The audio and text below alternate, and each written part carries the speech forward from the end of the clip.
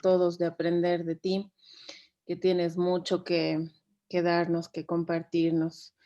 Quería comentarles, chicos, a José lo conocí por circunstancias de la vida, llamadas redes sociales. Y bueno, ya les voy a contar un poco con respecto a eso. En todo caso, con respecto a José y su trayectoria, les voy a contar lo siguiente. José Antonio Ledesma Larrea es profesional en administración gastronómica con énfasis en cocina oriental y japonesa. Además de sus estrategias gastronómicas, en José Antonio tenemos a un gran instructor en su arte, cocina nacional, internacional, pastelería y panadería. También es un gran emprendedor quien ha sabido servirse de la tecnología, conferencias virtuales y redes sociales para dar a conocer su trabajo y ayudar a otros tantos emprendedores a salir adelante con sus negocios. Esto, todo esto le ha sido posible por su amplia experiencia en la rama, ya que ha trabajado en el Swiss Hotel en la ciudad de Quito, Hotel Le Parc, Restaurant Lemongrass de comida tailandesa, el Asian Bistro, entre otros. Y toda esta experiencia le ha ganado un amplio conocimiento en la gastronomía asiática, que es lo que nos estará compartiendo el día de hoy. Y también le ha ganado su rango de chef Itamae, que ya un poco más adelante José nos va a explicar al respecto. Y como les comento, es sobre la gastronomía asiática que José nos va a estar hablando el día de hoy.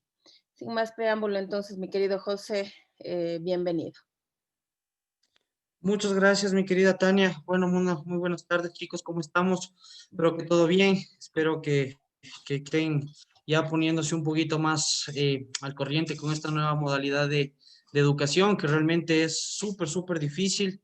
Eh, y nada, pues hablarles un poquito acerca de la experiencia y un poquito acerca de todos los conocimientos que he logrado a partir de ya más de 15 años de estar en las mejores cocinas del país, digámoslo así. Eh, Cualquier preguntita que ustedes tengan, con el mayor gusto del mundo, me la pueden hacer, no hay ningún problema. Y nada, pues yo estoy acá para servirles. ¿Sí? Gracias, José. Perfecto, perfecto. Entonces vamos a empezar, vamos a trabajar un poquito con todo lo que tiene que ver con la comida asiática, ¿sí? Pero, a ver, esperen un ratito, vamos. Ahí está. ¿Ya? Bueno, quiero comentarles un poquito acerca de quién soy yo, ¿sí? Realmente yo estudié hace algún tiempo atrás en la Universidad Tecnológica Equinoccial aquí en Quito. Fui estudiante de la Escuela de Hospitalidad y Servicios de la Facultad de Gastronomía y Turismo en la UTE, ¿sí? Y nada, pues ahí es en donde recién aprendí a todas las bases, digámoslo así, ¿no? Y por azares del destino y por azares de la vida, yo entro a trabajar en restaurantes de corte asiático, ¿sí? En restaurantes donde aprendí muchísimo, porque los maestros que tuve eran de raíces asiáticas, eran chefs japoneses, tuve un compañero vietnamita, tuve gente de por allá de Tailandia. Entonces, más o menos con toda la experiencia de ellos, es lo que yo empecé ya como que a desenvolverme un poquito más en este mundo de la gastronomía asiática, ¿no? Básicamente tengo 16 años de experiencia, de las cuales más o menos entre 12 a 14 más o menos trabajando en restaurantes, en emprendimientos, ¿sí? Igual de corte asiático y lo demás ya dedicado a todo lo que es la parte de docencia, compartir un poquito de todas estas experiencias que yo he tenido a lo largo de mi carrera, ¿sí? Entonces vamos a empezar un poquito ya a trabajar. A ver, vamos por acá. Vamos a empezar un poquito a trabajar acerca de la gastronomía asiática, ¿sí? Básicamente, chicos, antes de enfocarnos un poquito a los destinos turísticos, que es justamente por lo que estamos acá, sí, quiero comentarles un poquito acerca de la gastronomía asiática. ¿Qué es la gastronomía asiática? ¿Qué conlleva? ¿Cuáles son las diferencias en comparación a la gastronomía de Occidente? ¿sí? La gastronomía de Oriente y la de Occidente difieren más en técnica que en producto, ¿sí? Entonces, vamos a ver un poquito de eso. Chicos, la gastronomía asiática es una comida muy rica, es muy sabrosa, que tiene sabores muy intensos, ¿sí? Y ahora, hoy por hoy, es una de las gastronomías que tiene más acogida en el mundo, ¿sí? Al menos en la parte de los Estados Unidos, en la parte de Europa, ¿sí? Nosotros ya encontramos restaurantes de renombre, ¿sí? Con cortes asiáticos, ¿sí? Y de hecho el street food asiático es la influencia del street food americano, ¿sí? Entonces, nosotros tenemos influencias asiáticas desde hace muchísimo tiempo atrás. Hablemos acerca aquí de las influencias asiáticas aquí en el Ecuador. Aquí en el Ecuador nosotros tenemos influencia asiática ya más de 50 años, ¿sí? Mucho más de 50 años, ¿sí? Entonces, eso se lo debemos también a que estamos a que somos países vecinos del Perú, y Perú tiene raíces asiáticas, chinas, japonesas, que se les denomina Nikkei.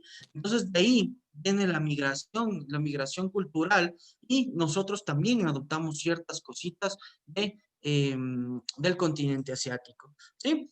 Básicamente, chicos, lo que predomina dentro de la gastronomía asiática, ¿sí? Son las verduras, son los vegetales, ¿sí? Tenemos cocciones muy, muy cortas, tenemos cocciones muy rápidas, con muchas temperaturas, como son los salteados, que vamos a ver más luego un poquito de técnica, ¿sí? Y básicamente, chicos, eh, el 80% de la cocina asiática se la debe a los vegetales. Por ejemplo, tenemos vegetales muy comunes como son las cebollas, los nabos, los tubérculos en sí, ¿sí?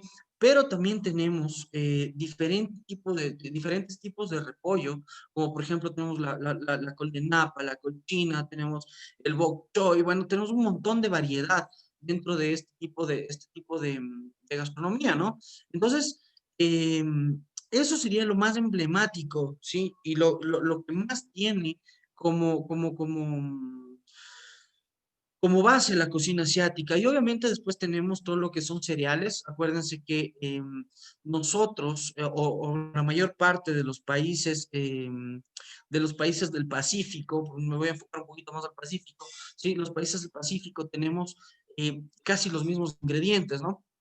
Entonces, estamos hablando del arroz, estamos hablando del tipo de trigo, de las harinas, y todo esto que influye en la elaboración de pastas también, ¿no? Sí, y obviamente tenemos proteínas muy representativas como los mariscos. Vamos a dar muchísimo énfasis en el pescado, que el pescado para la gente de Oriente, sí, es bastante especial, mucho más allá del pollo, mucho más allá de la res, sí, mucho más del mismo cerdo. Sí, el pescado tiene su connotación especial dentro de la gastronomía asiática. Sí, Eh, como les decía, nosotros tenemos diferentes conjuntos de verduras, y técnicas de cocción muy, muy básicas, ¿ya? Que vamos a conversar acerca de eso. ¿De acuerdo? Hasta aquí, chicos, ¿alguna pregunta? No, al parecer está todo claro. Perfecto, gracias, gracias, chicos. Ok, bueno, vamos a hablar acerca de las características de la gastronomía asiática, vamos a hacer la división en productos y técnicas. Ok, yo quiero preguntarles a ustedes, chicos, ¿qué entienden ustedes por una técnica de cocción? Asumo yo que ustedes son estudiantes de gastronomía, ¿no? Sí, José. Perfecto, entonces estamos hablando el mismo idioma. Quisiera preguntarles qué asumen ustedes qué asocian con esto de técnica de cocción. A ver, cuéntenme. Tal vez el proceso que se le da a un alimento mediante diferentes fuentes, ya sea de calor o cortes así para procesar un alimento que de primera mano y transformarlo en un plato. Correcto. ¿Alguien más que me quiera ayudar completando el concepto?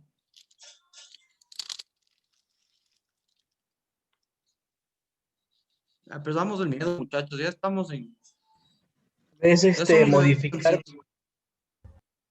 perdón, tal vez lo que es modificar lo que es el color, sabor, textura o consistencia de algún alimento a través de algún proceso.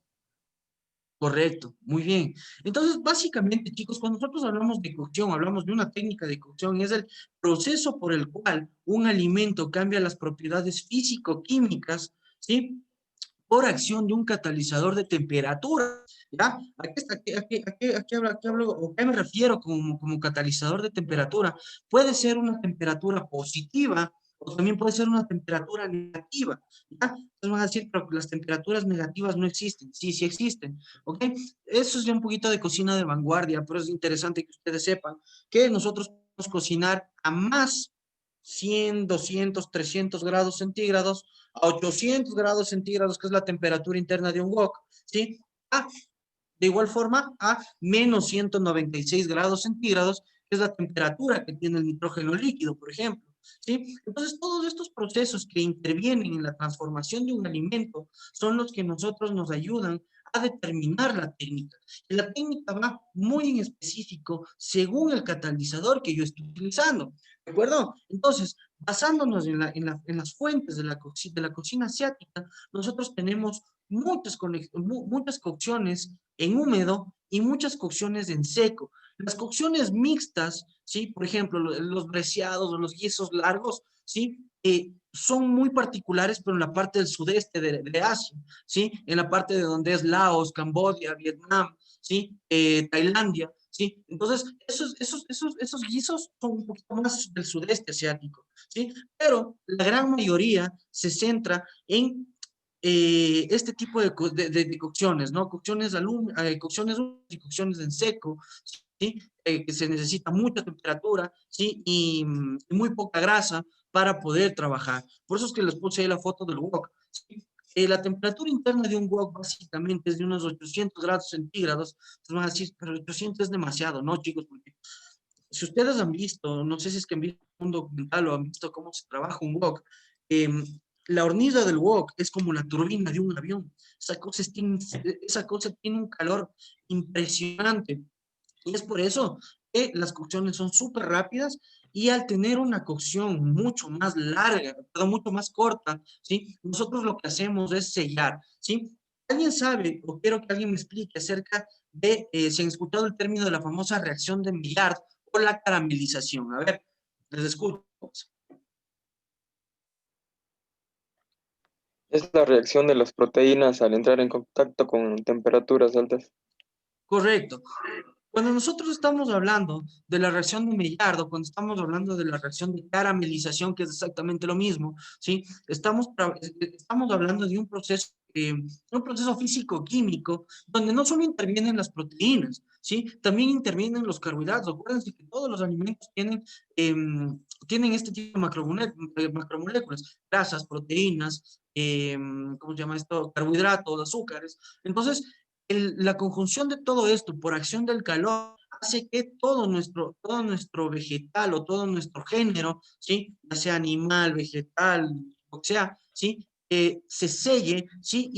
Y evitemos, ¿sí? La pérdida de humedad, ¿sí? La regla número 1 de la cocina, cuando nosotros estamos dentro de la cocina, es siempre mantener la humedad del alimento. Estas altas temperaturas a nosotros nos ayudan muchísimo para tener unas cocciones mucho más rápidas y mantener la humedad, ¿sí? Por eso es que la cocción es a mucho fuego, a mucha temperatura y por tiempos muy cortos, ¿sí? Entonces, básicamente esta técnica que les estoy comentando, es el famoso sauteo, el famoso wok, ¿sí? O el famoso salteado, ¿sí? Es lo más característico que nosotros tenemos dentro de la comida asiática.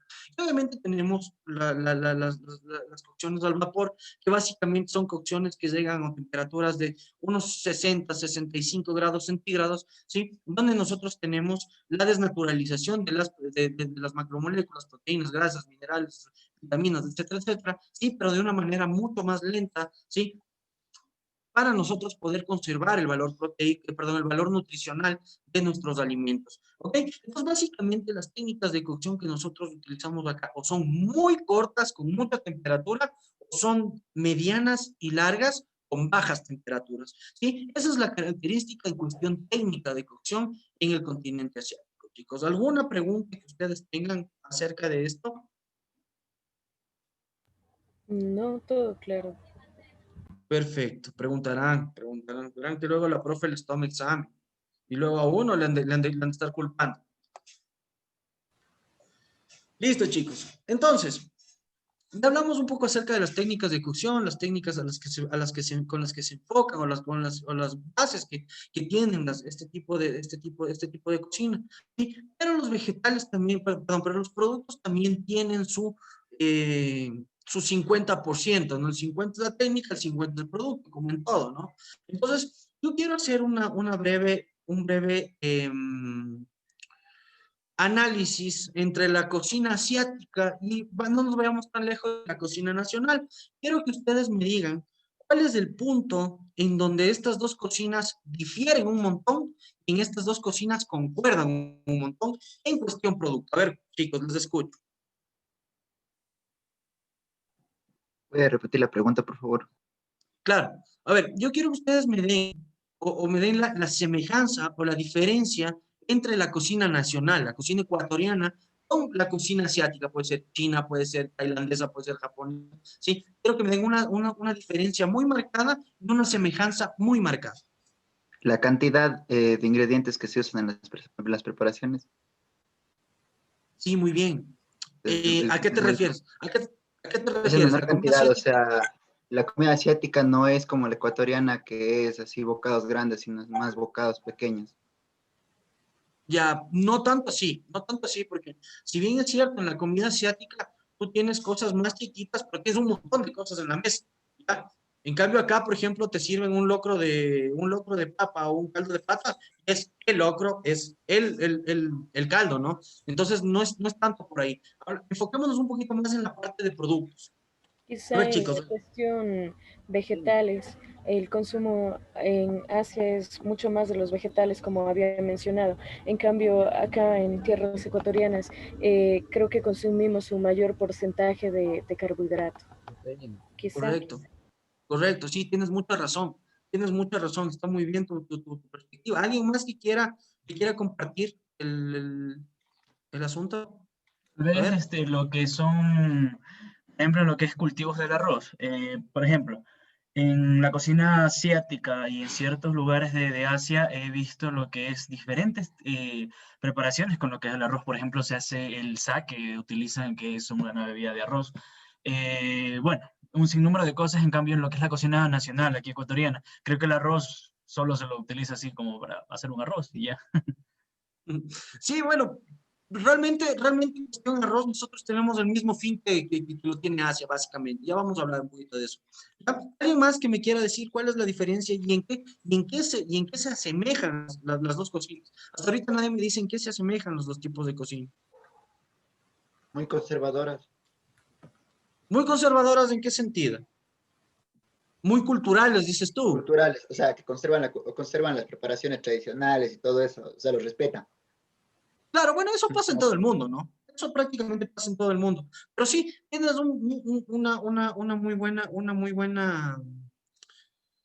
muy buena similitud entre las dos cocinas. ¿Por qué? Porque nosotros tenemos nuestra cultura muy arraigada a nosotros. Entonces nosotros sabemos, nosotros tenemos en cuenta que un locro de papa o un locro de papa, yo no le puedo hacer una deconstrucción, por ejemplo. O sea, de poder puedo, pero no es lo óptimo, ¿sí? Entonces, por ejemplo, allá en Japón, tú no puedes hacer un sushi de qué sé yo, un sushi de Wagyu, por ejemplo. Entonces, son cosas que también tienen que ver mucho en la cultura. Entonces, ¿por qué yo les hago estas preguntas?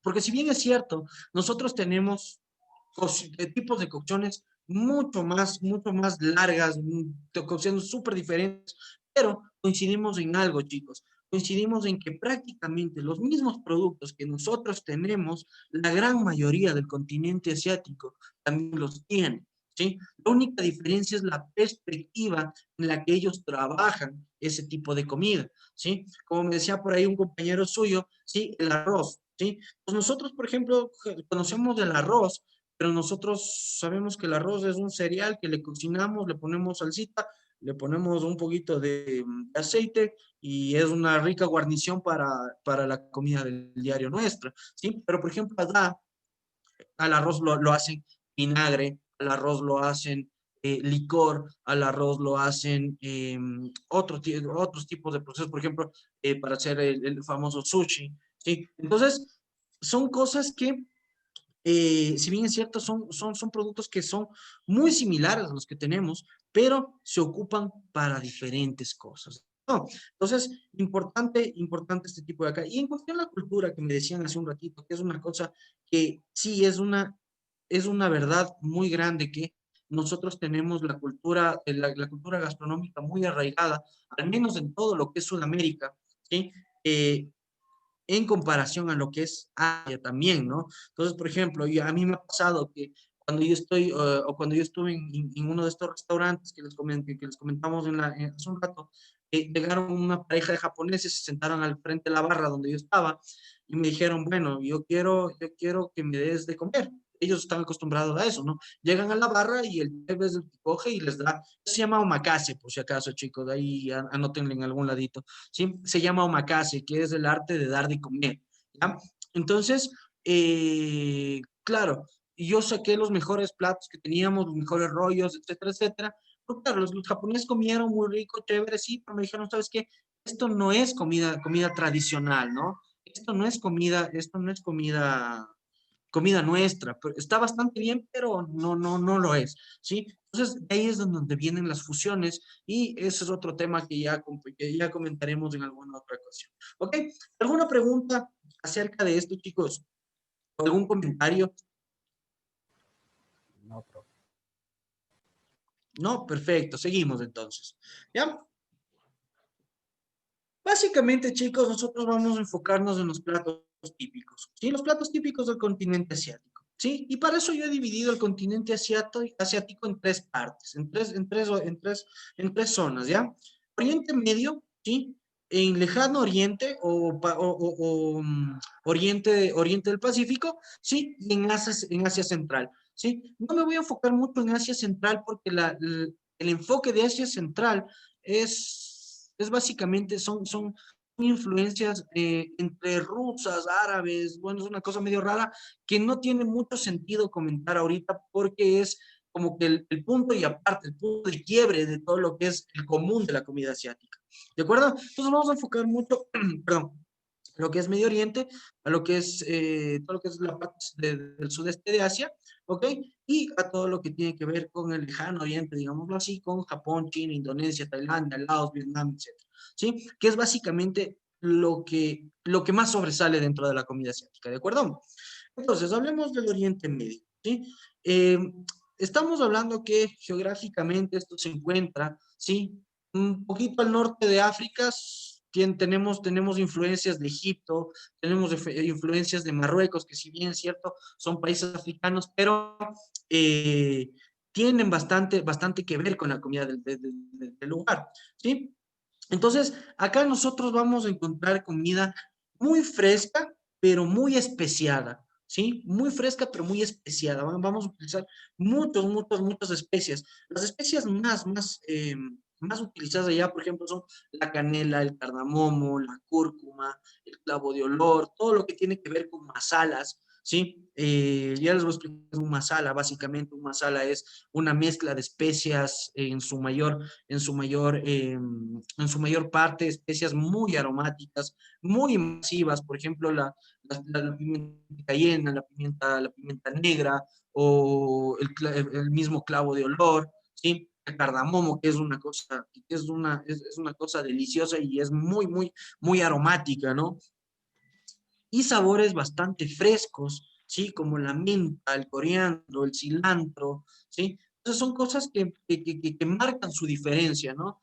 Incluso me atrevería a decir que este tipo de comida tiene un toquecito un tanto ácido, ¿no? Entonces, cuando nosotros nos encontramos con un bol, por lo general siempre todo este tipo de comidas se les sirven bowls o en pokés, ¿sí?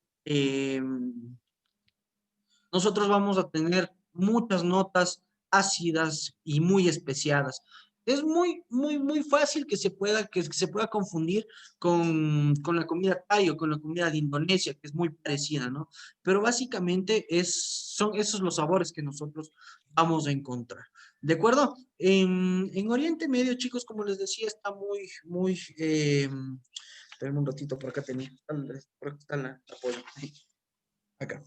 En el Oriente Medio, chicos, nosotros tenemos el famoso cuscús, ¿sí? Que básicamente es una especie de arroz de trigo, ¿sí? Donde nosotros podemos hacer el famoso tabulé, que es una ensalada de entre trigo y muchas cosas frescas, como el pepino, la menta, el cilantro, el coriandro, ¿sí? Tenemos el famoso hummus, utilizan mucho lo que son granos, ¿sí? El hummus es una pasta de garbanzo con tajine, ¿sí? Que es una pasta de ajonjolí, ¿sí? Que básicamente son sabores totalmente contrarios, pero que si tú los pruebas, vas a tener una concordancia en todo lo que vas a comer. Acuérdense que la característica básica, ¿sí? de la comida asiática es que no solo te sirven un plato ya, sino que tu mesa está llena de algunos platos, entre ellos muchas sopas, ¿sí?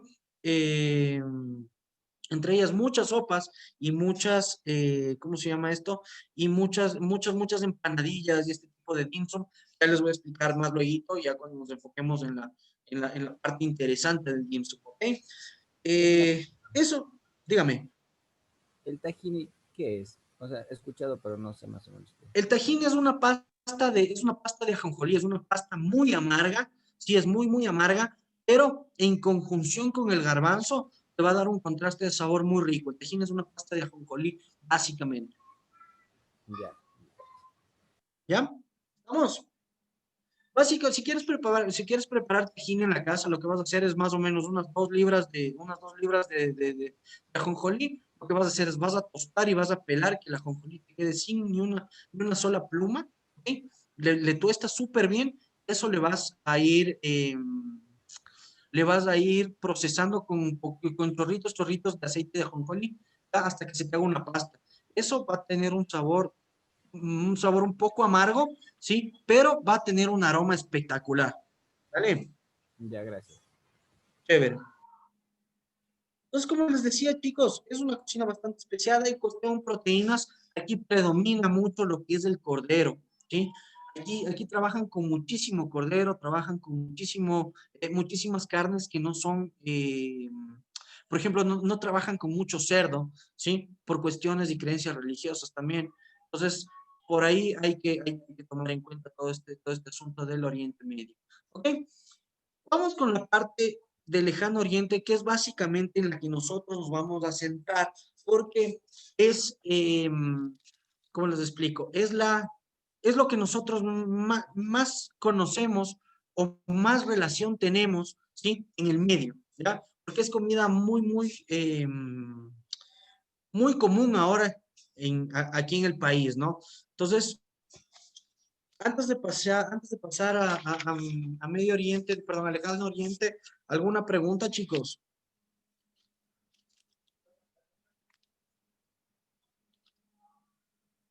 Chicos, Profe, tal vez el ramen entraría en uno de estos de aquí o en otro lejano oriente que va a hablar ahora.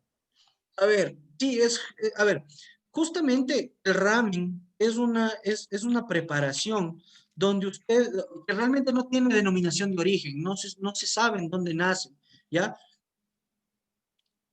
Tal vez Corea, tal vez Japón, tal vez China, ¿sí? Pero no se sabe en dónde nace. ¿Por qué? Porque si ustedes se dan cuenta, el fideo y los caldos es un común denominador en todo el continente.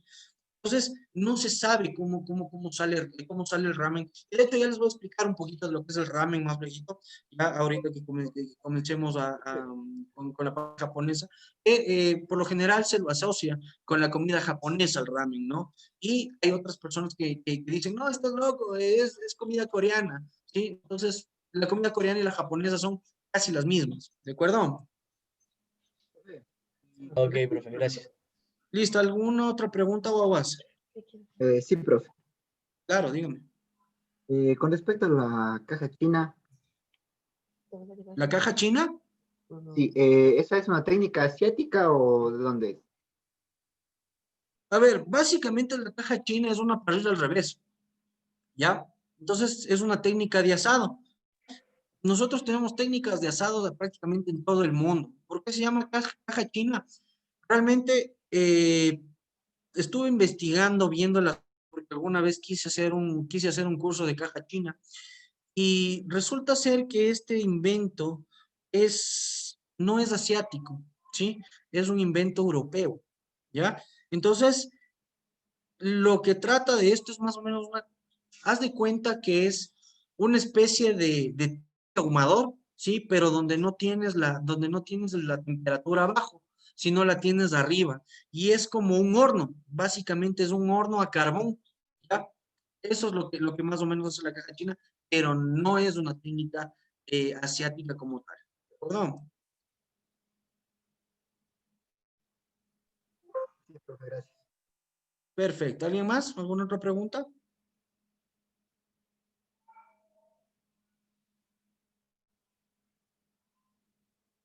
¿No? Bueno, sigamos, chicos. Entonces, vamos con lejano Oriente, ¿no? Básicamente acá tenemos los países que son los más representativos dentro de la gastronomía asiática, ¿no? Que es China, Japón, Indonesia, Tailandia, como les decía, Vietnam, Laos, ¿sí? Corea, ¿ok? Entonces, acá nosotros tenemos una predominancia, ¿sí? De muchos cereales, muchos carbohidratos, ¿sí? El más específico de todos los carbohidratos más importantes son los fideos y es el arroz, ¿ok? Hay un montón, hay más de 300 variedades de arroz, chicos, ¿sí? De las cuales nosotros conocemos que unas 4 5 por ahí, ¿sí? En Asia tratan de manejar todo, la mayor cantidad de variedades de arroz para ciertas preparaciones, ¿ok? Entonces Au.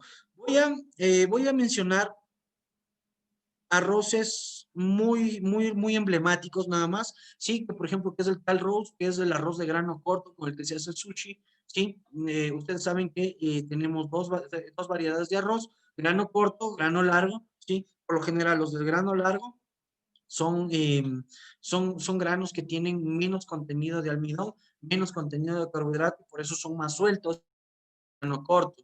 Hablemos de, por ejemplo, el arroz arbóreo del risotto, hablemos de, por ejemplo, del arroz bomba que lo utilizan en España, por ejemplo. Acá en Asia tenemos el arroz Cal Rose, no me acuerdo muy bien cómo es la variedad japonesa, ¿sí?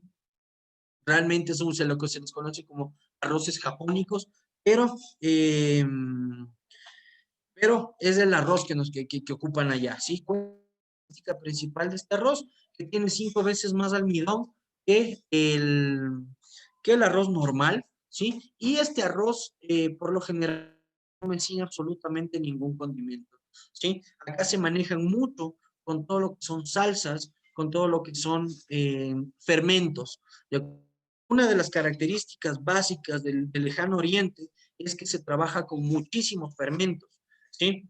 Por ejemplo, el fermento del arroz, los vinagres, eh, y con muchos sabores vírgenes, digámoslo así, ¿sí? Sin cocción, sin mucha cocción, ¿sí? Como son los tatakis o como son eh, estos famosos sellados, ¿no? Entonces, o las famosas brochettes, en Tailandia se les conoce como satay también, ¿ok?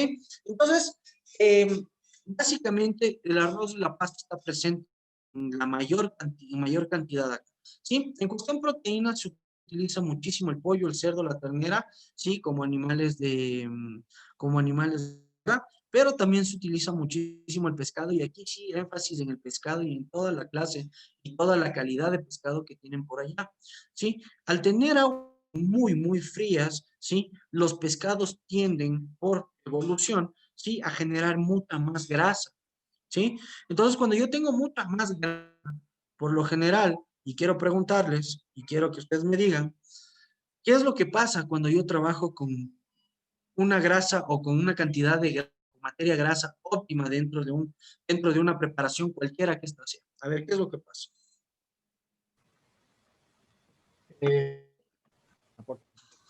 lo que es la grasa le da sabor, color, brillo. Correcto, ¿sí? La grasa básicamente te va a ayudar a potenciar los sabores, ¿sí? La grasa te va a ayudar a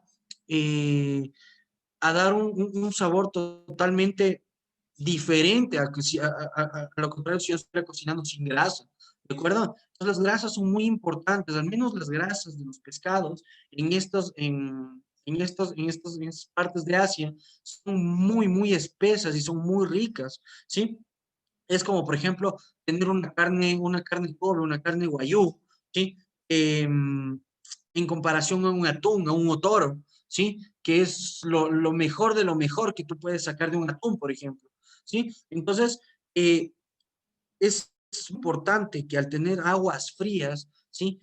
La mayoría de pescados, la mayoría de pescas que tienen allá, tienen mucha grasa. Hablemos, por ejemplo, del maguro, ¿sí? Que es el atún, ¿sí? Hablemos del hamachi, que es el pez de cola amarilla, ¿sí?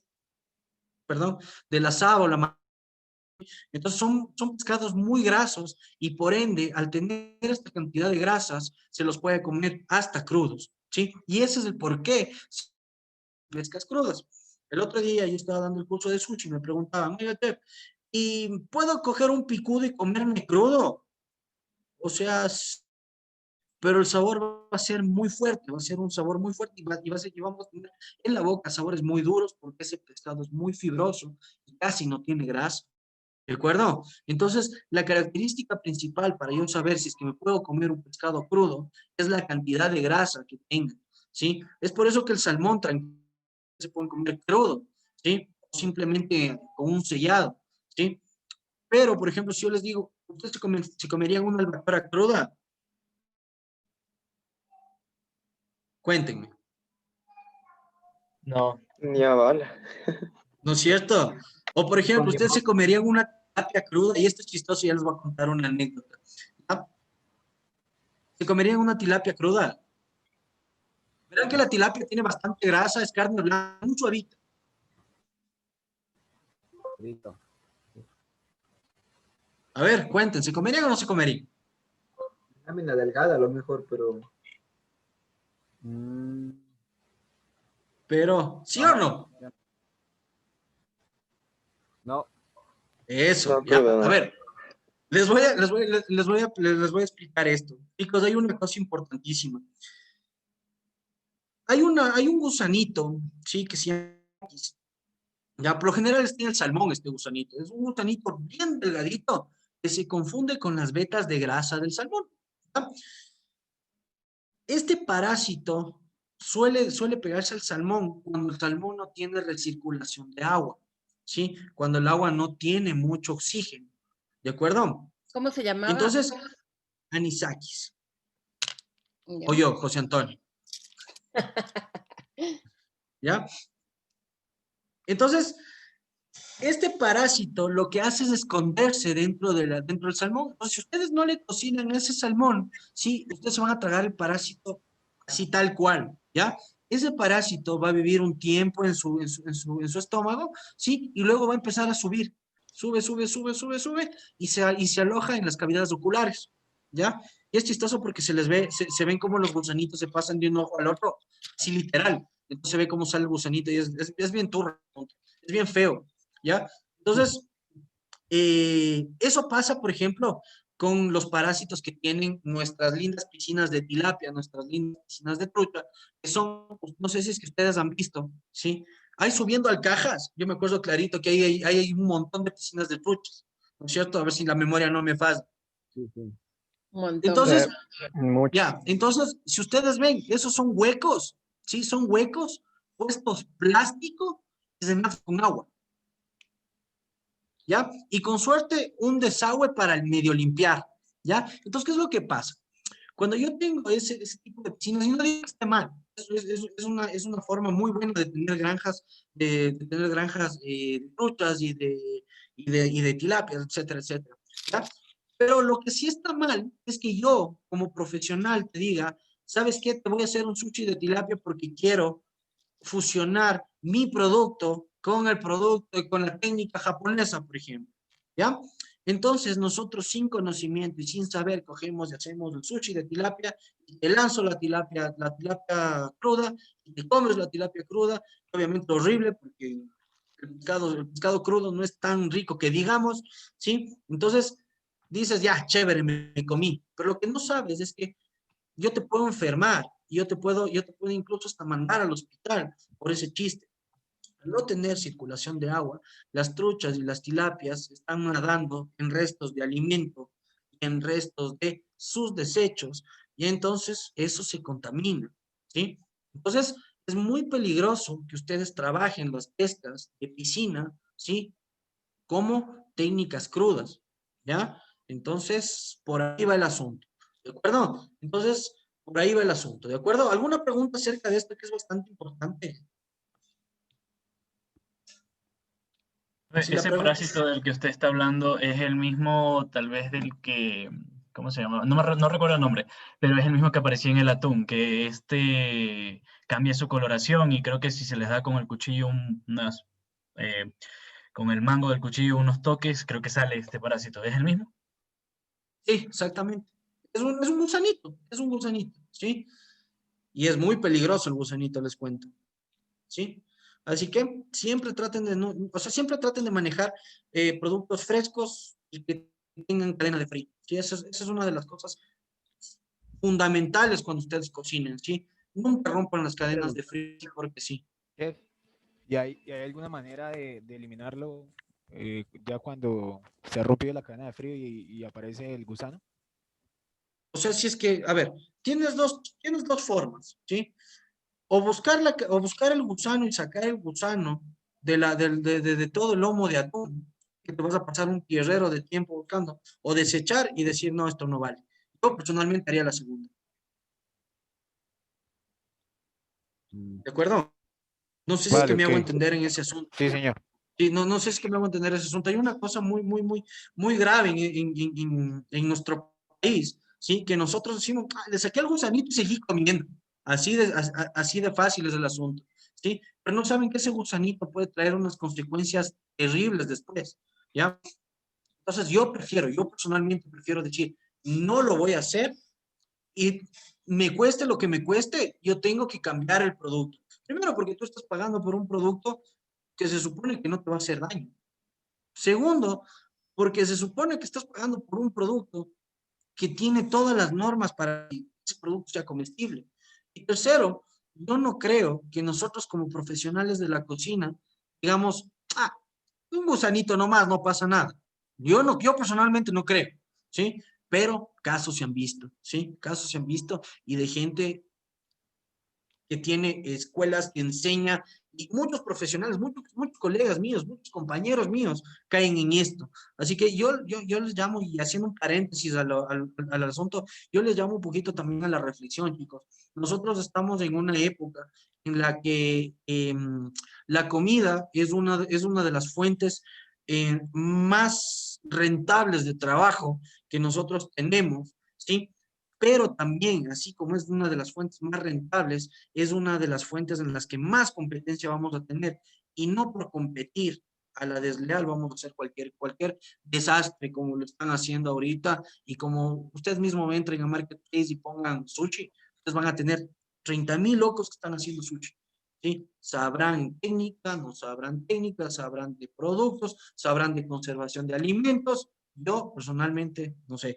Entonces, yo hago un llamado a ustedes, chicos, que están formando justamente para eso, ¿no? Que tengan la ética, tengan el profesionalismo, ¿sí? De hacer lo correcto, ¿no? ¿Estamos, chicos? ¿Compromiso? Sí. Sí, pero... Con esos ánimos. Ya acabamos, ¿ya? Listo. Vamos a seguir, ¿ya? Para no alargarnos mucho, ¿de acuerdo? Entonces, básicamente, como les decía, dentro del Oriente Lejano, China, Japón, Indonesia, nosotros tenemos muchas influencias de los caldos. Ahora sí vamos a hablar un poquito del ramen, ¿sí? Que básicamente todos pensamos que ramen es la sopa, ¿sí? Pero no, realmente ramen es el tipo de fideo, ¿sí? Es un tipo de fideo que se lo hace con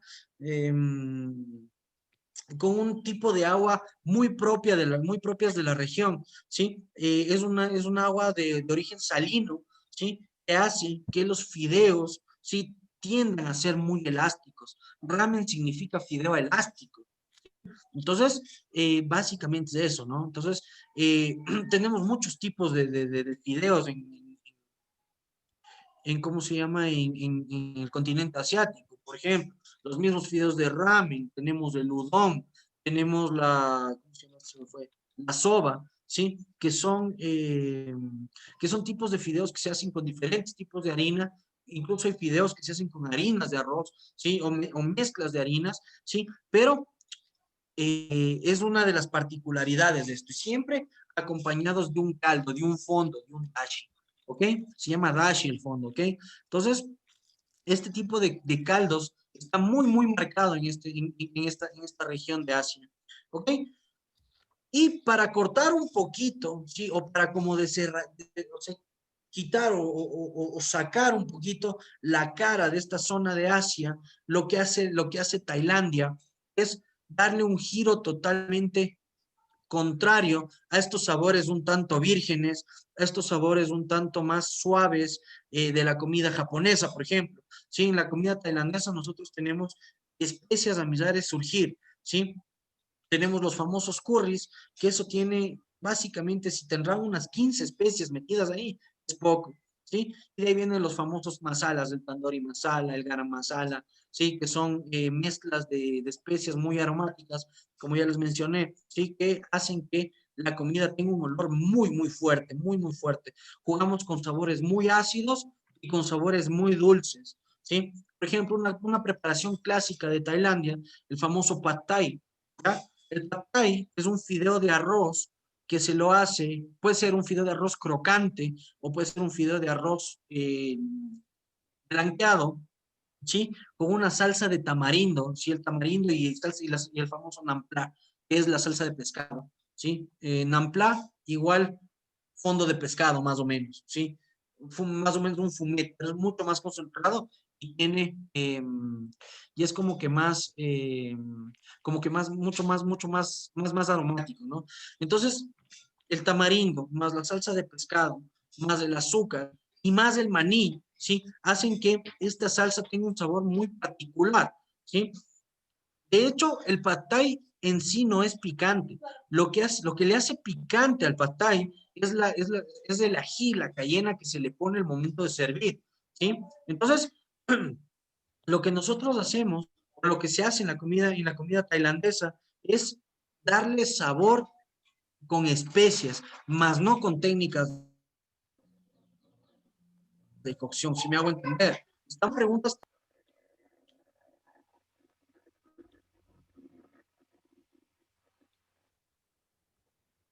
¿Estamos, chicos? Sí, señor. Sí, Perfecto. Entonces, para concluir esta parte, sí, la mayor característica, la característica más marcada de este tipo de cocina es la cocina de aprovechamiento, ¿sí? No sé si ustedes ya en algún taller toparon el tema de esto de la cocina de aprovechamiento. Cuéntenme. no. Bueno, básicamente la cocina de aprovechamiento es cuando nosotros trabajamos con merma cero, ¿sí? Entonces, todo el producto es utilizado para hacer la comida, ¿sí? Entonces, por ejemplo, yo tengo un camarón y quiero hacer una sopa de camarón, entonces a la cáscara le utilizo para la base de la sopa, ¿sí? Entonces, nosotros tratamos de siempre tener merma cero, ¿de acuerdo? Eso es la cocina de aprovechamiento. Y esta es la característica principal de este tipo de países, porque es la mayoría de personas que viven ahí son personas de bajos recursos, ¿sí? Y las personas que tienen o que trabajan, o digamos que la clase media, no es que tiene chance de cocinar, porque ellos pasan trabajando desde que abren el ojo hasta que lo vuelven a cerrar. Entonces, la gente que realmente cocina ahí, es eh, la gente que tiene recursos un poquito más bajos, ¿no? Entonces, por eso es que todo este tipo de cocina es cocina de aprovechamiento. ¿de acuerdo? Y vamos un paso breve por Asia Central, donde está Uzbekistán, Turquestán y todos los kistanes, ¿sí? Que básicamente son influencias árabes y rusas, ¿sí? Donde nosotros tenemos el borsch o las gomas de kiva, que básicamente son empanadizas de cereales y sopas frías en función a vegetales, a tomates, a betabel, a remolacha, ¿sí? Que no es tan común o no está dentro del común de los denominadores de los platos típicos asiáticos. ¿De acuerdo, chicos? ¿Estamos? Sí, estamos de Sí, acuerdo. chef, sí estamos. Perfecto. Listo, chicos. Bueno, vamos a hablar ahora sí un poquito acerca de los destinos turísticos y yo particularmente quise elegir los restaurantes que les voy a nombrar ahorita, ¿sí? Yo le envié a Tania un PDF donde está mucho más explicado todo este tipo de, toda la información, ¿sí? Que me gustaría que la profe les comparta. Igual les mandé la presentación que tengo acá, ¿sí? Para que ustedes se vayan guiando. ¿Ya? Que me gustaría mucho que ustedes, que les comparta para que lo tengan un poquito más en claro, ¿no? Claro, José, Entonces, lo van a tener. perfecto, gracias, Tañita. Entonces, bueno, chicos, básicamente, ahora sí nos vamos a enfocar muchísimo en todo lo que son destinos turísticos y yo he elegido estos restaurantes no por lo que sean muy famosos, realmente estos restaurantes no son muy sonados, ¿ya? Pero son restaurantes que tienen un potencial crecimiento futuro espléndido, espectacular. Y quisiera que ustedes revisen todos los comentarios que tienen en TripAdvisor y bueno, un montón de lugares donde hacen reseñas de restaurantes. Los restaurantes que vamos a hablar hoy son los más rankeados, son los los que la gente más recomienda, ¿sí? Y realmente son restaurantes de corte medio alto, no son restaurantes tradicionales, digámoslo así, ¿ok? Dividimos en tres países básicos que yo pienso que son los más representativos dentro de la gastronomía asiática, que es Japón, China y Tailandia. ¿Ok? Entonces, vamos a hablar del famoso Roku Kakutei, ¿sí? En Ginza. Ginza, Japón, Tokio, realmente. Sí, tiene sucursales en Singapur, tiene sucursales, bueno, en algunos países más asiáticos. Sí, la característica de este restaurante es muy interesante porque eh, es un restaurante de pinchos, básicamente, de brochetas, ¿sí? Entonces, lo chévere de este restaurante es que se guía por la forma del omakase, el servicio es un omakase, ¿sí? Tú te sientas alrededor del chef y el chef te dice, y el chef empieza a dar de comer, lo que a él se le ocurre, y empieza a darte, hasta que tú dices, no, ya no quiero más, ahí ya se acabó, ¿sí? Básicamente es un menú de 20 tiempos, ¿sí?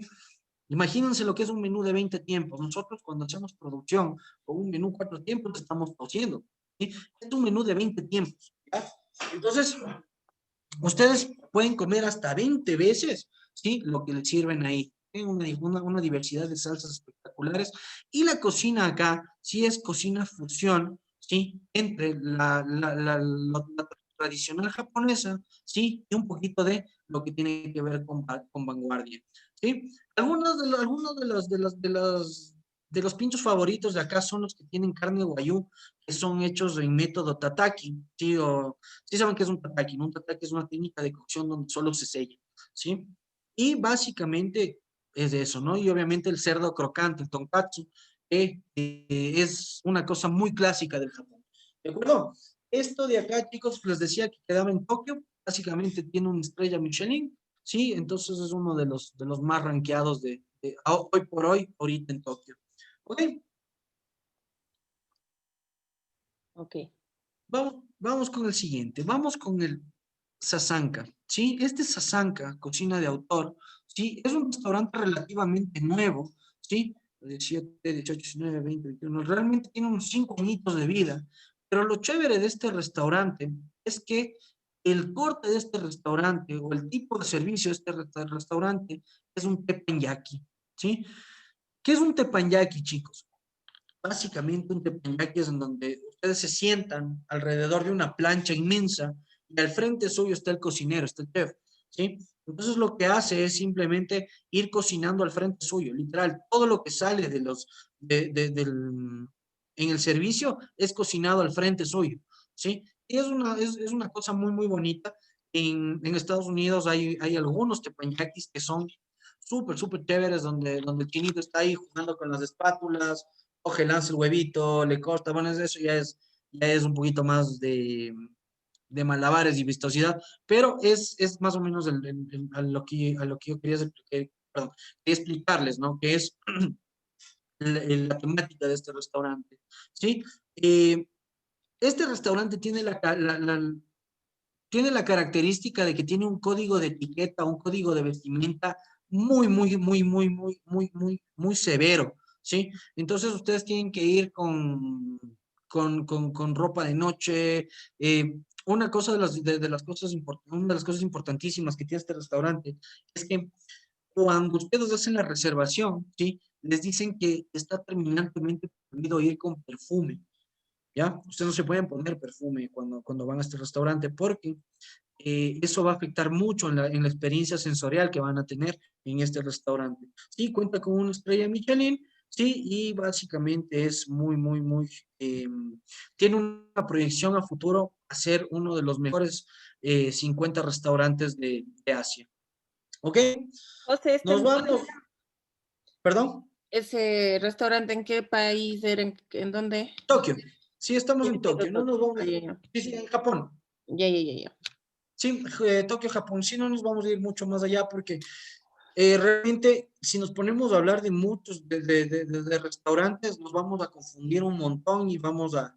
Entonces, yo justamente les elegí los que tienen mucho más potencial de que unos 5 años más a convertirse en los top de los top de los restaurantes.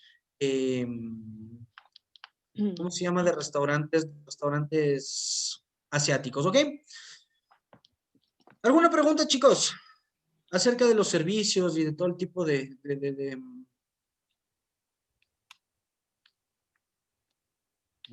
¿No? Bueno, ¿Todo como bien? una curiosidad, chef, ¿qué no se debe hacer en un restaurante japonés que normalmente nosotros los occidentales sí hagamos?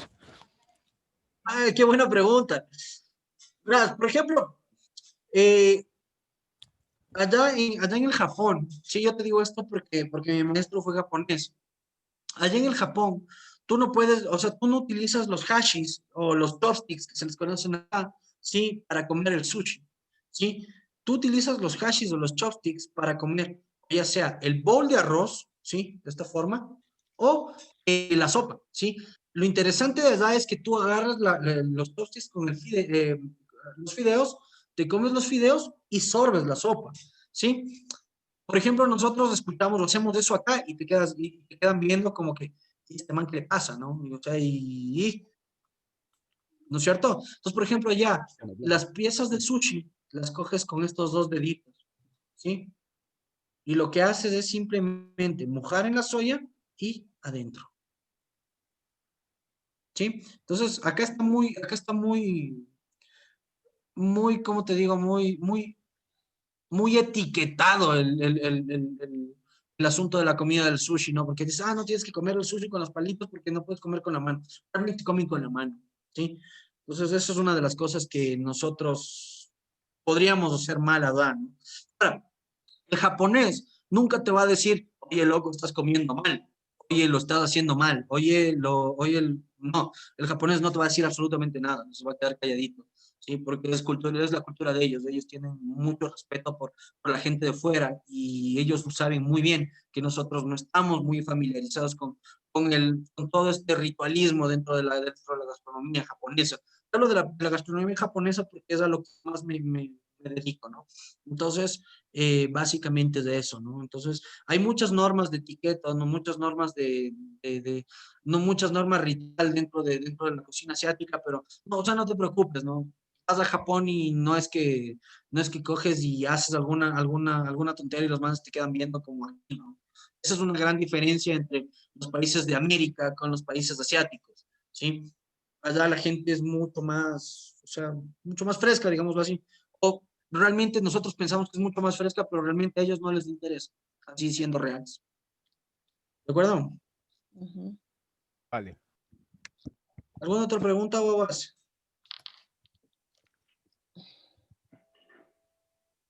No, perfecto. Vamos a este restaurante que para mí es uno de los restaurantes que tiene un concepto espectacular. Yo quiero preguntarles una cosa, chicos, a ustedes. ¿Qué entienden ustedes por el concepto de un restaurante? ¿Es por algo que quiere representar o que quiere dar a conocer, dependiendo del tipo de cocina que maneje? Muy bien. ¿Alguien más que me quiere ayudar complementando el concepto, por favor? Idea que se quiere plasmar dentro del establecimiento. Muy bien, perfecto. ¿Alguien más? El triste quiere que viva el cliente también. No te escuché muy bien. El tipo Levante de la voz. que quiera que pase el cliente. Sí. También iría direccionado a lo que queremos, a la experiencia que queremos alcanzar con los consumidores, el cliente. Exacto, sí. Muy bien. Muy En bien. servicio de alimentos y Sí. o bebidas. Bueno, eso ya viene en la parte del servicio netamente.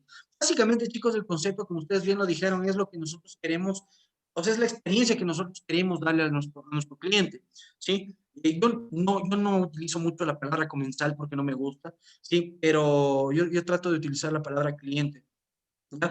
Entonces, nosotros básicamente lo que queremos es...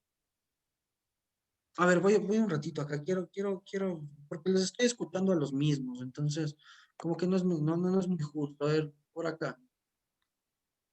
Más han participado los chicos. A ver, por aquí estoy con Valeria Vélez. Por favor, Valeria, ¿sí me escuchas? Valeria.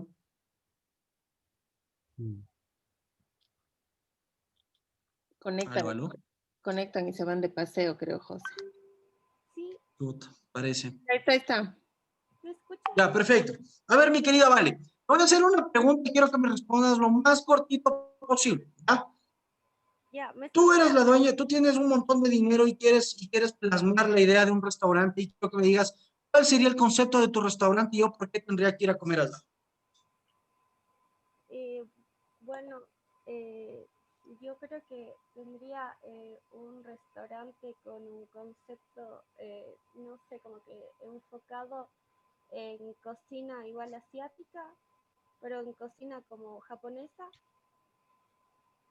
eh, y eso es lo que me llama la atención a mí, entonces creo que tendría algo así similar. Ya, pero no me has dicho cuál sería el concepto. ¿Por qué yo tendría qué experiencia tú me ofrecerías en tu restaurante? Es que sería vivir esa experiencia como que asiática, japonesa, pero aquí. Entonces eso sería como el plus, ¿no? O algo, o algo como, o sea, como quiere que le... O sea, ¿cuál sería el concepto de tu restaurante? Verás, yo te explico el concepto de mi restaurante, ¿ya? Mi restaurante es un restaurante de corte asiático donde yo te doy la experiencia de revivir los sabores asiáticos netamente con técnica asiática, pero con producto local, ¿ya? Ese es el concepto de mi restaurante, por ejemplo. Ya, no, bueno, yo sí lo haría como que enfocando como que con todas las técnicas y todo de Japón, pero tratando de utilizar los mismos ingredientes, bueno, similares, pero los que sí hay aquí, pero bueno, es que no hay aquí lo mismo, entonces tendría que tratar de adaptarlo o tratar de conseguir dichos elementos. Ya estoy Dale, ya. dale, buena onda, mi vale, querida, mi chévere. A ver, básicamente, y esto que le quede de tarea, ¿ya? Yo quiero que todos imaginen que tienen el dinero suficiente y que pueden ponerse un restaurante, pero así súper high class, y quiero que le manden a la profe un detalle del concepto de su restaurante, lo que ustedes quieren hacer, cocina asiática, cocina africana, cocina europea, cocina nacional, lo que ustedes quieran, ¿sí? Pero quiero que por favor ustedes empiecen a tomar en cuenta lo que es el concepto. ¿Y por qué hablo de esto del concepto? Porque básicamente, este es su Panida Cruz, ¿sí? Que es uno de los restaurantes que lastimosamente todavía no tiene estrellas Michelin, pero sus chefs han ganado estrellas, pero hasta decir basta, ¿sí?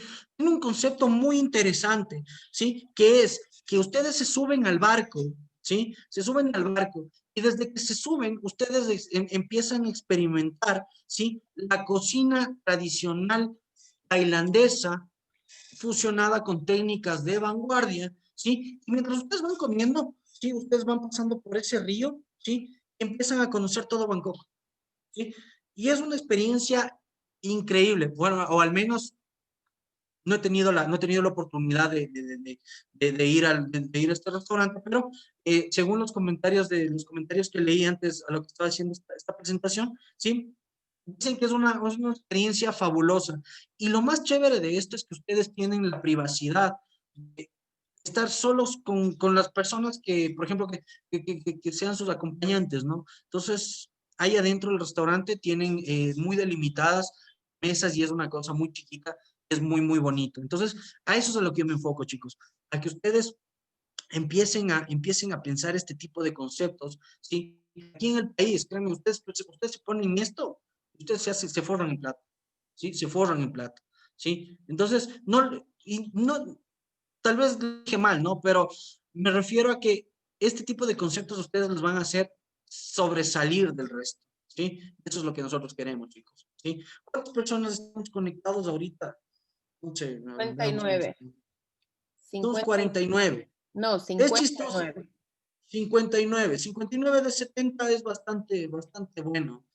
Entonces, chicos, de los 59 estudiantes que están aquí, y yo voy a ser un poquito crudo con esto, de los 59 estudiantes que están aquí, la mitad va a empezar a buscar trabajo en restaurantes, etcétera, etcétera, etcétera. El otro 25% va a desertar y el otro 25% no va a saber qué hacer, ¿sí?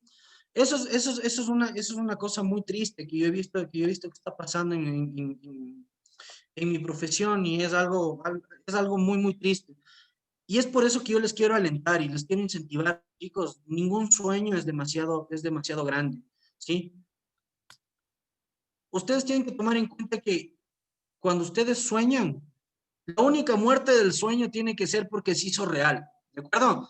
Y quiero que ustedes empiecen a soñar, quiero que ustedes empiecen a decir, no, yo quiero tener mi propio restaurante, yo quiero ser el dueño de mi cadena de restaurantes, yo quiero ponerme un restaurante en el, qué sé yo, en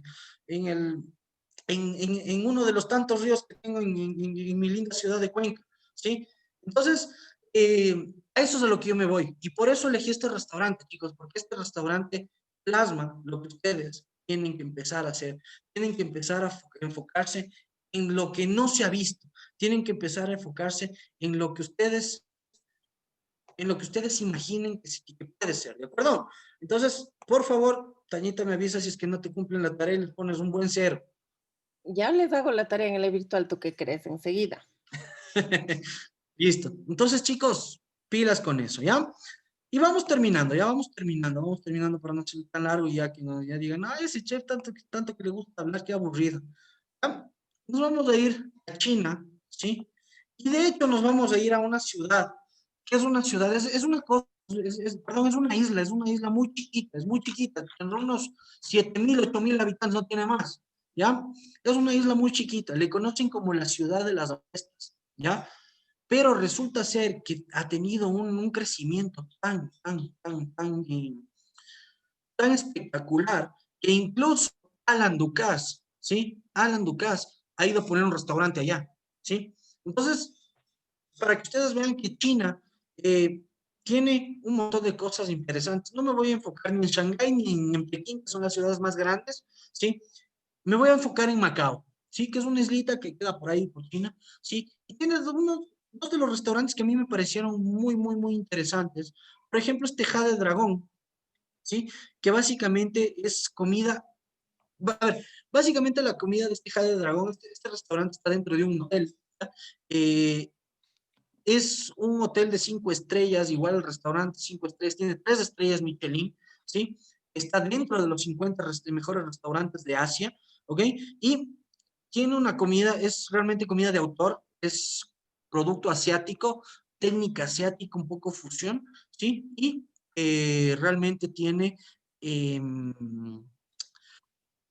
un renombre muy bien puesto dentro de lo que son restaurantes asiáticos. Así que si tienen la oportunidad de consultar acerca de este Jade Dragón, ¿sí? Realmente tiene nombre de chifa para mi gusto, pero, pero por lo que leí y por lo que vi en los destinos turísticos es, y en los comentarios, es uno de los mejores restaurantes los que ustedes podrían ir si es que tuvieran la oportunidad de ir por allá. Sí, y por último vamos a hablar de de Lotus Palace, ¿sí? Este es un restaurante dedicado netamente al dim sum.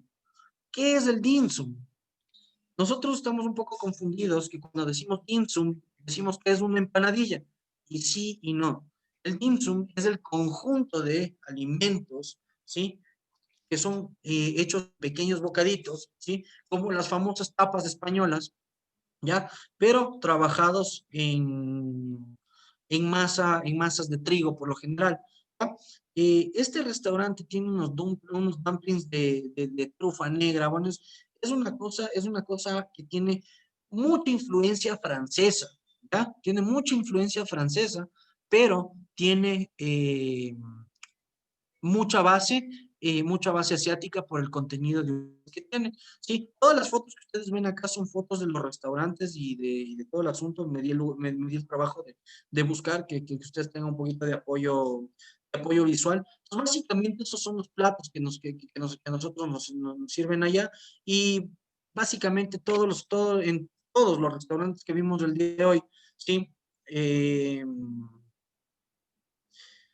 Las porciones son así, pequeñitas, ¿no? Son degustaciones, por eso se llama menú degustación y por lo general los restaurantes de alta categoría siempre tienen el menú de degustación, sí que es el más representativo y el más fuerte dentro del restaurante, ¿de acuerdo? ¿Alguna pregunta, chicos, hasta aquí?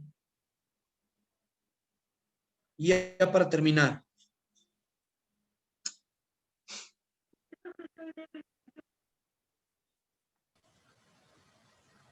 No, por Alguien No, preguntaba seguros. algo, alguien preguntaba algo, si está con problemas de audio, de pronto puede hacerlo vía chat. Sí, por favor, ahorita estoy en el chat. Les leo o les escucho, no hay lío.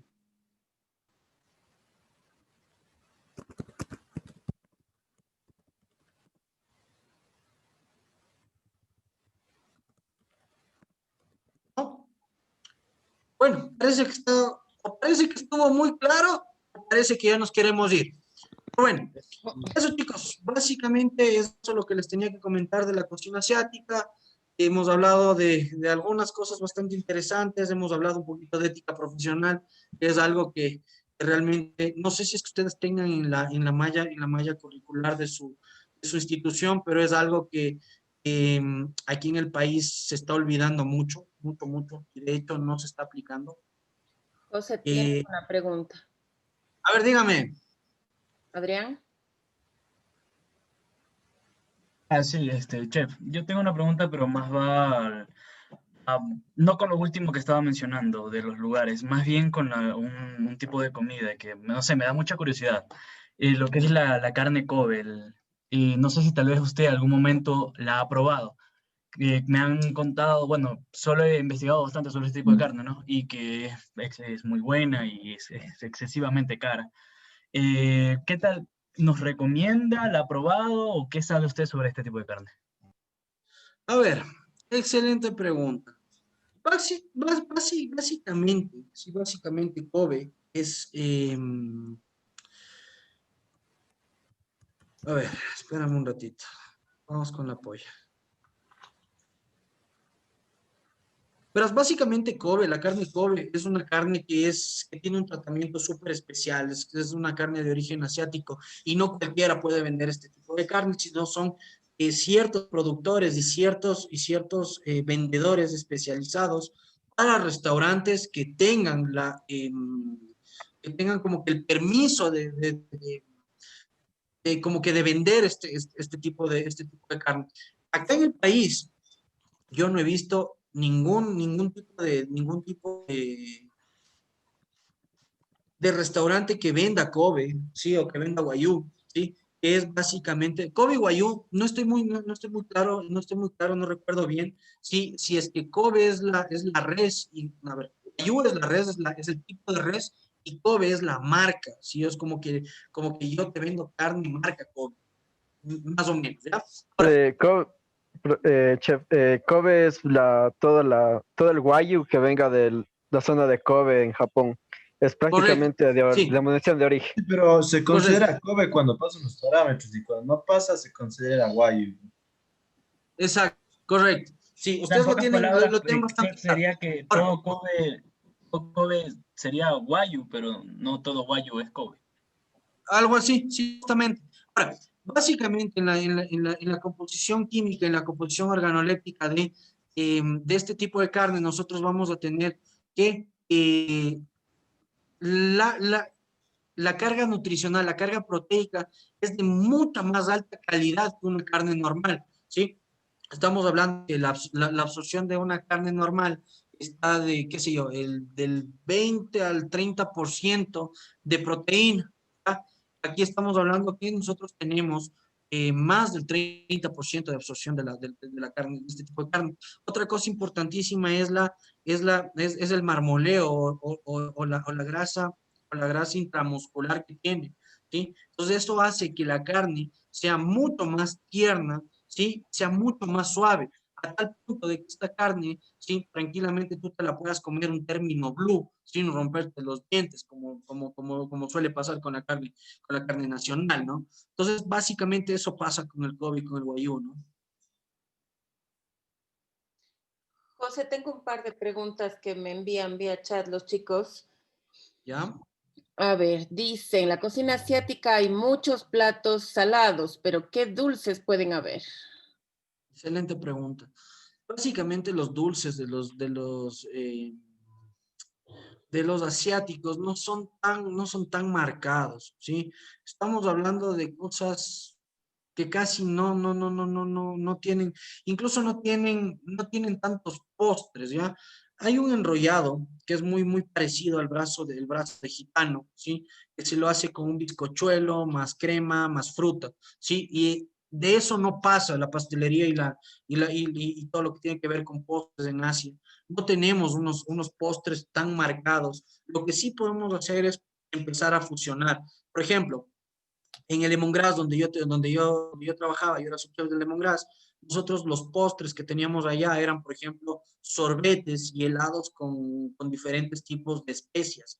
Por ejemplo, nosotros teníamos un helado de pimienta Sichuan, teníamos un helado de cedrón y hierbabuena con wasabi, ¿sí? Teníamos, no miento, helado de menta con wasabi. Entonces son fusiones ya que nosotros les empezamos a dar toques asiáticos. Teníamos un helado de jengibre también que era excelente. Pero así como postres clásicos, realmente el pancake japonés, sí, que es una cosa súper alta, ¿no? Es una cosa así, sí que es súper esponjosa por la cantidad de huevo que tiene, pero realmente no tenemos mucho que decir en los postres en cuestión Asia. También tenemos el famoso sushi de frutas, bueno, más que sushi, rollo de frutas, que se lo hace igual con arroz y leche condensada, pero no es más. Casi no tenemos mucho impacto con lo que son postres japoneses, ¿no? Igual, todo lo que tiene que ver con dim sums y empanadillas también se los hace dulce, ¿no? Pero no es tan una cosa tan marcada como la pastelería francesa, por ejemplo. Ya. Y otra última pregunta, porque no han llegado más. Chef, ¿algún consejo basado en su experiencia para qué debemos tomar en cuenta al momento de emprender un negocio de restaurante? 3 cosas importantes, mi querido Gabriel. Sí, 3 cosas importantes. Primero, debes quitarte el miedo a perder, el miedo a fracasar, ¿sí? El rato que tú te quitas el miedo a fracasar y tú sabes que o puedes ganar o puedes perder, pero estás consciente de que si pierdes, ya perdiste, en ese rato tú puedes emprender un negocio. Segundo, saber lo que quieres hacer. ¿sí? Porque yo me he topado con mucha gente que quiere emprender negocios y dice, sí, yo quiero emprender un negocio, quiero hacer una, ¿cómo se llama esto? Quiero poner una pastelería donde venda cheesecakes y venda unos 2 que 3 pastelitos. Le digo, ya. Pero de esos negocios aquí tenemos por millones. ¿Cuál va a ser su factor diferenciador? No sé, quiero que sean ricos, ¿ya? Entonces, si tú estás con esa mentalidad, mejor no, ¿sí? Tú tienes que ir, o sea, tú tienes que arriesgarlo todo, ¿sí? Entonces dices, yo por ejemplo en mi sushi dije, bueno, yo quiero que el sushi, cuando yo presente en un plato, poner el plato de sushi, que el langostino me salude. Entonces la gente nunca ha visto que un langostino le salude, ¿no? No me invento. Pero es a lo que yo me voy. ¿Sí? El último punto, ¿sí? No es el limitante, pero sí influye mucho, es el capital con el que vas a iniciar, ¿sí? Entonces, yo quiero poner un restaurante, 5 empresas, 20,000 tenedores, que entren 120 personas, pero en mi cuenta tengo $100. Entonces, chuto uno dice, no. Entonces, empieza suave, empieza poco, ¿sí? Si no tenemos mucha plata para invertir, vamos de poquito en poquito. Mira que en la comida tú tienes un porcentaje de utilidad bastante alto, ¿sí? Y al principio tú vas a tener que hacer todo, pero con el tiempo y las aguas tú vas a empezar a trabajar y vas a empezar a ganar recursos y por qué no en unos 5 o 6 añitos más tú puedas ponerte al restaurante que soñaste, ¿sí? Por eso les digo que es importantísimo no dejar de soñar, ¿sí? Y no de trazarse metas, ¿sí?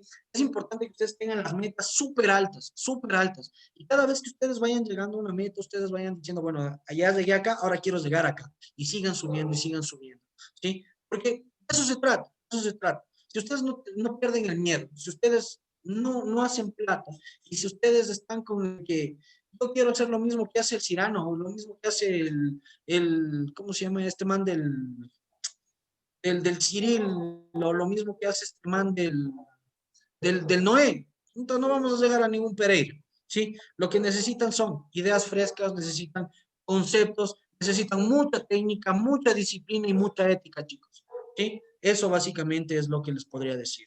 Ya llegaron más preguntas, ¿seguimos? Sí, dale, yo no tengo lío. Ya.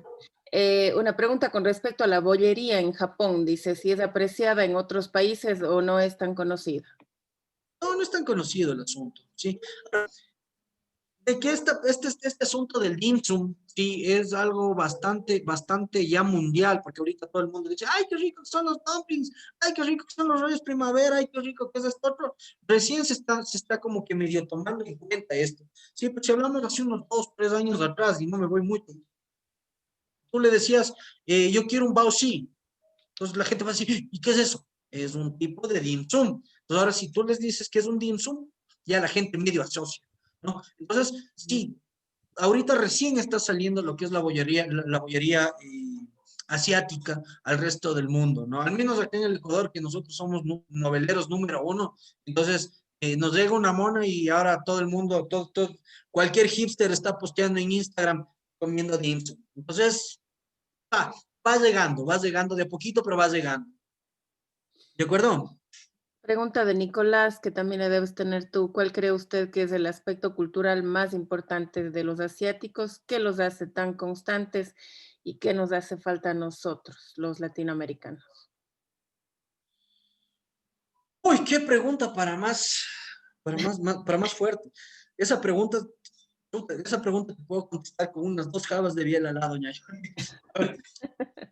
Resulta ser que nosotros primero tenemos una cultura totalmente diferente. Entonces, yo jamás en la vida me voy a comparar con un asiático, ¿sí?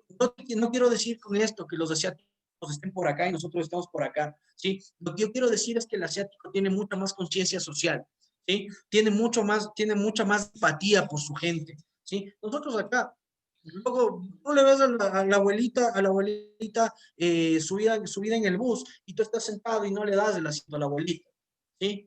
O tú coges y dices, te comes un chupete, botas la basura en la calle y ahí quedó, ¿sí? Entonces, los japoneses tienen cimentados esa cultura de valores, esa cultura de hacer el bien, de ser muy empáticos con todo el mundo, ¿sí?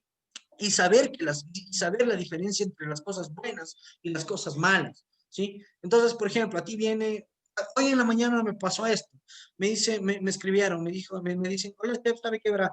Estoy con mi restaurante, pero para sacar el permiso necesito que firmen los papeles de un chef profesional. Mira, yo solo quiero que usted me dé firmando, ¿sí? Yo le voy a pagar tanto, ¿ya? Pero solo quiero que usted me dé firmando para que usted conste solo en papeles que el restaurante y me den el permiso. ¿Qué creen que hice yo? Yo le dije, no, señor, eso no es ético. Porque si yo estoy al frente de un restaurante, ¿sí? Y algo pasa en el restaurante, ¿qué le cae en caso? A mí. Entonces esa es la diferencia más marcada que nosotros tenemos con los asiáticos. Ni siquiera es la comida, es cómo nosotros somos como personas, la redundancia. Sí, ese es el gran problema. ¿De acuerdo? Y eso es lo que nos hace falta mucho de nosotros, la empatía. ¿Sí? Ser mucho más amables con la gente, ser mucho más empáticos con la gente, conectar un poquito más. Eso hace falta. A ver, por acá. Perdóname, Camila Loja dice, ¿cree que la cocina asiática ha influenciado a la cocina ecuatoriana en los últimos años y de qué forma? O sea, realmente no es que ha influenciado la cocina ecuatoriana, son cocinas totalmente distintas, como les decía. Tenemos los mismos productos, se tratan exactamente los mismos productos, pero no es que nosotros tengamos influencias asiáticas marcadas, ¿sí? Otra cosa es que mucha influencia asiática ha venido acá, pero como influencia asiática. Bueno, y más que asiática, americanizada. ¿Por qué? Porque primero, a ver, la influencia pasa de la siguiente forma. Empieza en Asia, hay el boom en Asia, entonces va un gringuito a comer en Asia y dice, qué rico. Eso lleva a Estados Unidos, se pone el restaurante, se multiplica como conejo y de ahí empieza a bajar. Es básicamente así funcionan las influencias gastronómicas, ¿no? Entonces, nosotros no es que tengamos una influencia muy marcada asiática como la tiene Perú, ¿sí? Pero nosotros sí tenemos cierta similitud por el tipo de productos que tenemos, básicamente, ¿sí? Mas no tenemos una influencia marcada como asiática como tal, digamos así, ¿ya? Tal vez un comentario personal acerca de los alimentos peculiares como el fugu y otros animales pequeños que se consumen vivos, que por supuesto es para nosotros algo inusual. Cultura. A ver, hablemos acerca de fugu, y de hecho ese es el nombre de mi emprendimiento, de mi empresa, se llama fugu, ¿sí? Hablemos específicamente del fugu. La gente en Japón, o los cocineros en Japón, tienen que estudiar más de 13 años para poder servir un plato de fugu, ¿sí? ¿Estamos? Entonces, claro, ya desde ahí nosotros negados trabajar con un pez globo, pues es imposible, ¿de acuerdo? Segundo, es un arte, ellos lo consideran un arte, ¿sí? Nosotros, una de las diferencias que nosotros tenemos, ¿sí? Es que nosotros comemos para llenarnos, ¿sí? Los asiáticos comen por cultura, ¿sí? O sea, obviamente también comen por necesidad, pero también lo hacen con un valor, un valor cultural muy alto, ¿sí? Entonces, para ellos es muy normal, ¿sí? Comerse un pulpo todavía vivo, un pulpo crudo, o comerse, qué sé yo, es el famoso fugu, ¿sí? Después de todo el proceso que tiene que pasar, ¿no? Y les invito en YouTube, hay un documental de un chico que estudia en una academia, porque hay una academia específica para poder trabajar con pez globo, ¿sí? Entonces, es una cosa meramente cultural. Lo que está bien para mí puede ser que no esté bien para un asiático. Y lo que está bien para un asiático no necesariamente tiene que estar bien para mí. Entonces también hay que tener un poquito de criterio y un poquito de open mind para nosotros poder aceptar lo que para ellos está bien y para nosotros no. Es una cosa muy, muy chistosa porque nosotros les vemos a los chinos que se comen los murciélagos, que se comen los ratones, que se comen las tarántulas, etcétera, etcétera, etcétera. A ellos es una cosa muy normal. Para nosotros los satanizamos. ¿Cómo te vas a comer el perrito?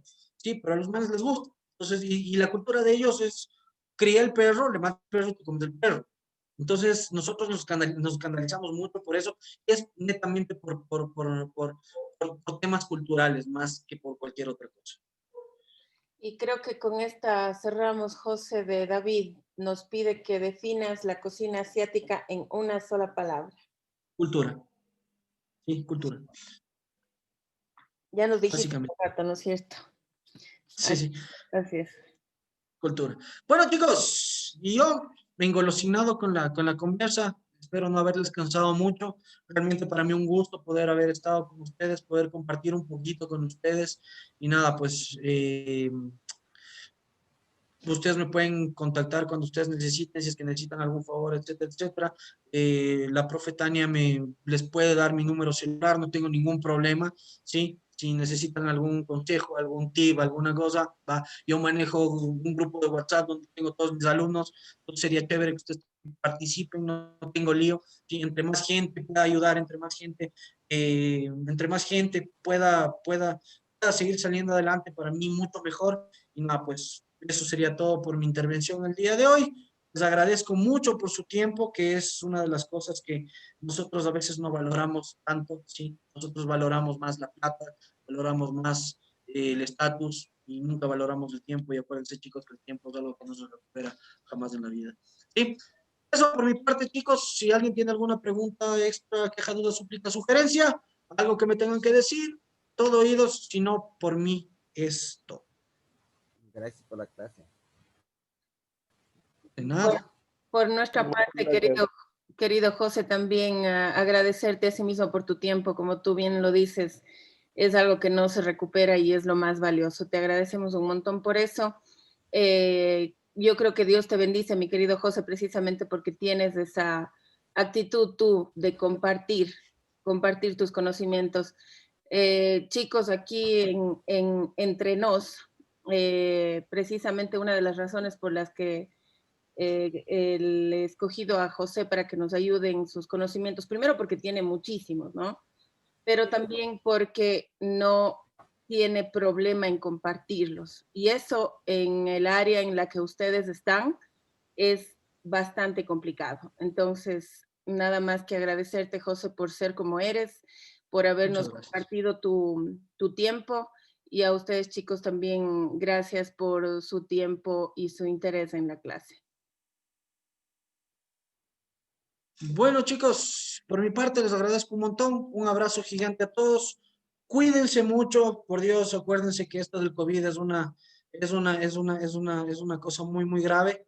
Por Dios, cuídense, cuiden a su familia. Y acuérdense, chicos, que el COVID no es para ustedes, sino para las personas que les rodean. Sí, así que tratemos de no salir, cuidémonos mucho. Y nada, pues, por mi parte, muchísimas gracias. Que tengan una excelente noche. Me desconecto. Y eso sería todo por mi parte. Cuídate. Un abrazo, bye bye. Chau, chau. Un abrazo, cuídate, chao. Gracias, chef. Gracias.